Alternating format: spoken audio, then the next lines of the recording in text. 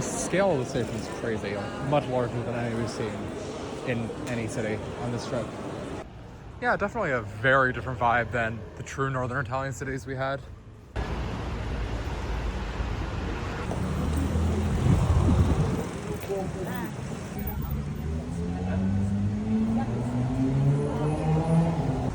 I just love these like continuous mid-rise apartments.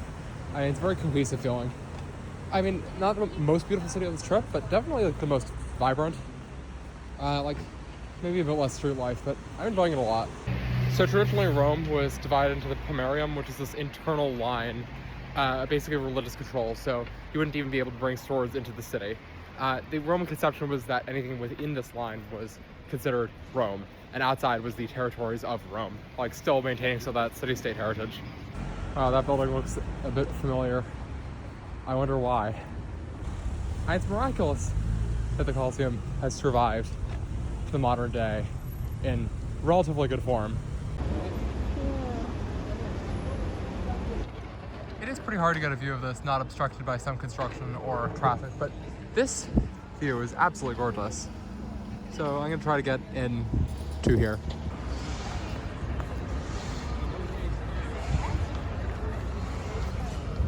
And this is Constantine's Arch by Roman Emperor Constantine, of the namesake of Constantinia, which is one of the cities we visited in Algeria. So, I mean, yeah, this empire did do a lot to the places that I visited, even in Africa, even in Armenia. Like, definitely was the first kind of global power in some sense. Senatus Populusque Romanus, the Senate and people of Rome. And looks like we just missed out being able to see the Roman Forum by a few seconds. So that's wonderful, but there. Kind of saw it.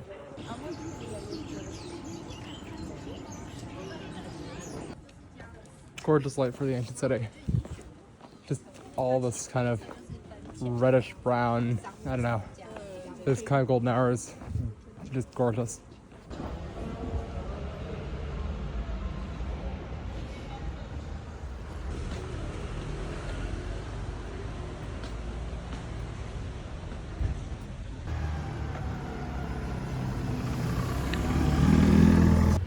After decrying visiting Trevi Fountain, I'm gonna visit Trevi Fountain because I have 2 days in Rome.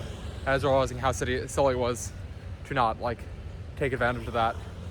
I have a lot of time to sit around and do not particularly much, and now is not that time. So yeah, you'll be seeing a bit more of Rome at night. Beautiful city, very dead, much more dead than like Bologna or Milan, at least in this district, kind of between the historic city center and the train station, than the other cities we visited, which is surprising to me. But still enjoying it. I mean, how often do you see sites like these and they're just normal walk around town? Very cool.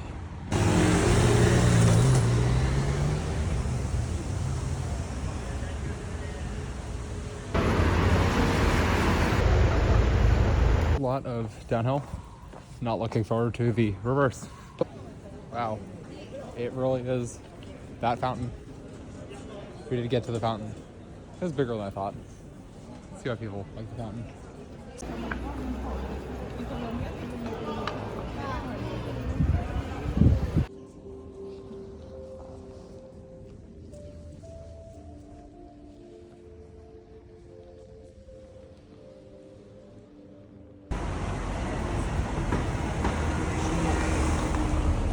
First time I've seen people with like slung on a stick to mark a tour group in a while, but good place to be in one of those groups, I guess.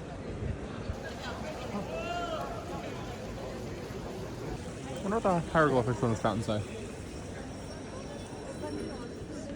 Back in ye old fountain, there was a very, very, very, very, very well-known stereotype throwing the coin backwards to say that you want to return to Rome.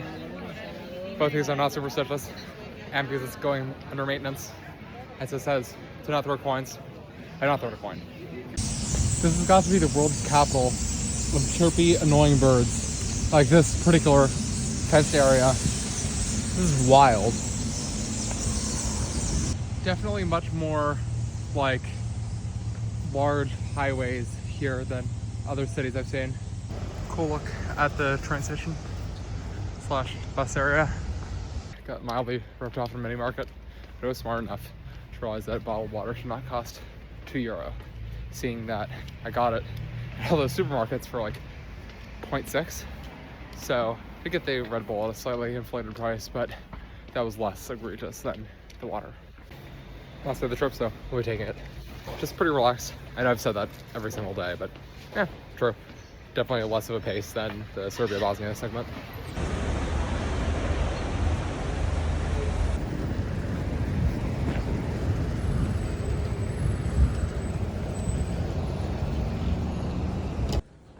Friedkin, I don't want you as my president. Okay. Update from Italy.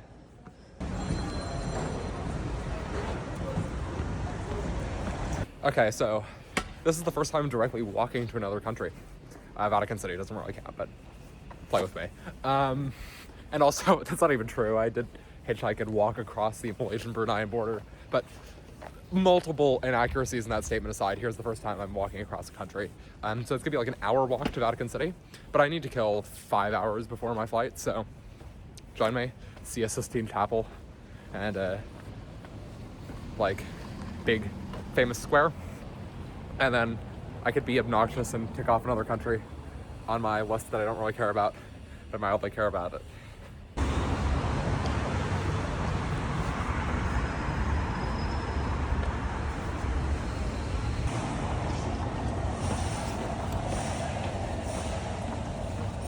Very relaxing, just a little walk around here. So yeah, enjoying just last day here, and then bit of a break till more travel, but it'll come.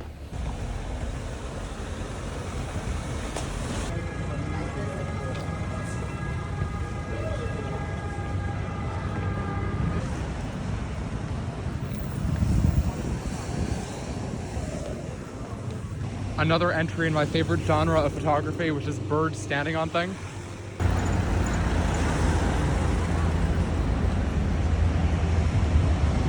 Love that coffee shop, proudly displaying many things that are not coffee. We're getting close to the border crossing. Well, let's hope the line is very short. Yeah, if you guys don't get it, yeah, of course there's no border line. Vatican City is like completely integrated into Rome, so it will just be an imaginary line and a different flag. I mean, it's the flag that's shown in a lot of Catholic churches, like Key of St. Peter, yellow, white. Hello from the beautiful, low-lying Tiber River. This side is definitely prettier. I'm regretting not being on this side, but bit of a famous river, this one. In fact, I'm gonna give this top bridge I've been on. Congrats to this bridge. And the statues make the bridge itself nice, and the view puts it over the top. So, yeah. This is beating a lot of kind of modernist bridges. Honestly, I have not been to many gorgeous bridges. It beats the Dragon Bridge in Ljubljana, handedly. This, yeah, over 4 small statues of dragons, which get overhyped. So, take that, Ljubljana.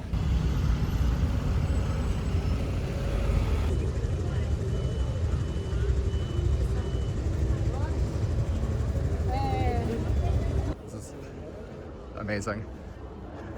If you can't guess, that's where Vatican City is.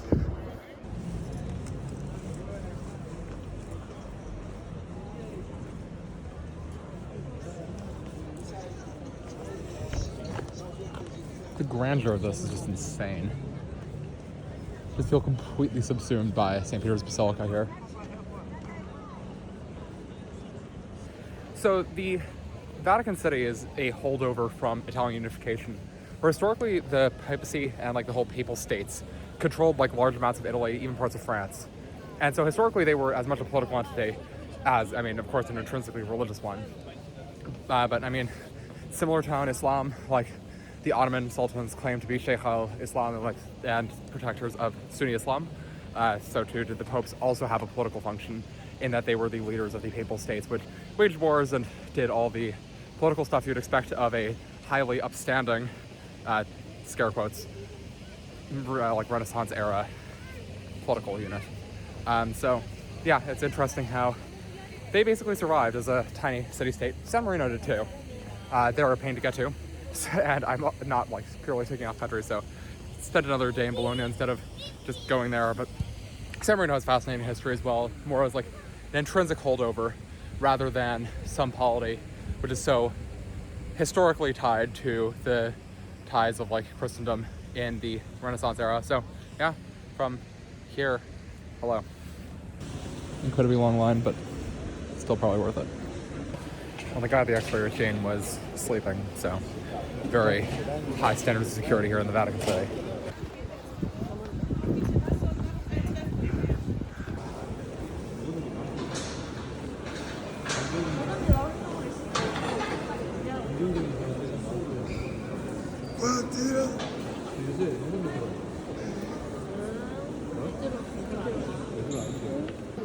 So this is a Vatican grotto, so some of the entombed popes are here. John Paul II, possibly the most impactful pope in recent history.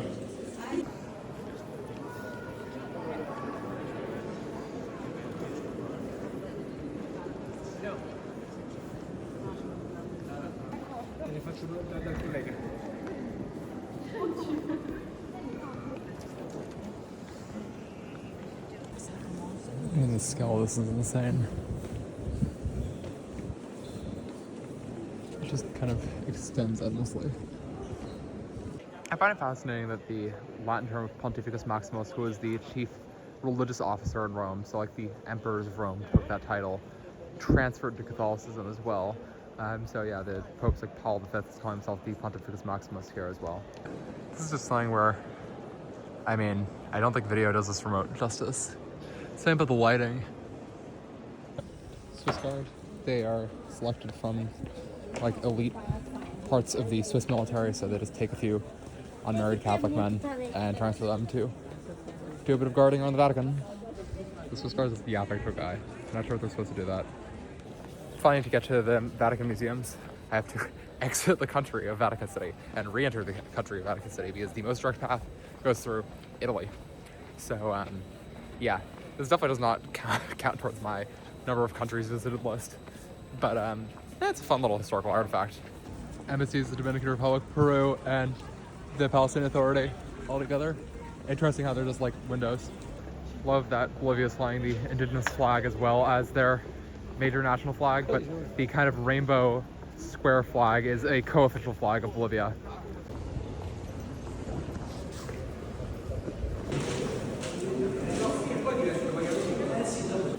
Love the statue of a dog person.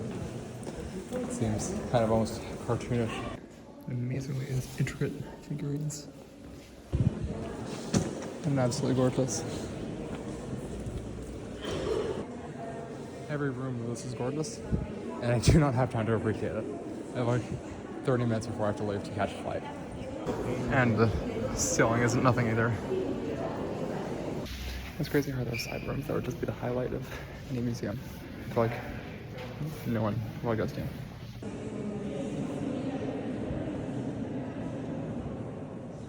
I love that the kind of ancient Roman icon god is desecrated in front of the statue of Christ. I adore these paintings. Don't know why, I just love the style on these. Not these two. You can't actually fall in the Sistine Chapel. Gorgeous. Not so otherworldly that it isn't comparable to the other rooms here, but still worth seeing. Just the relentlessness of every single room being stunning is kind of funny. Like, you just walk through, if you're walking through quickly, it's just blinded by like just how ornate everything is. Like all the gold, all the beautiful paintings. Going on the Rome Metro for the first time, so it should be fun.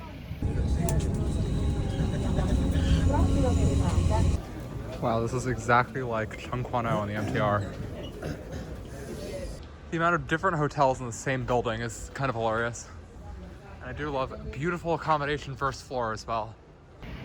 At that bang, we're ending our Eurotrip.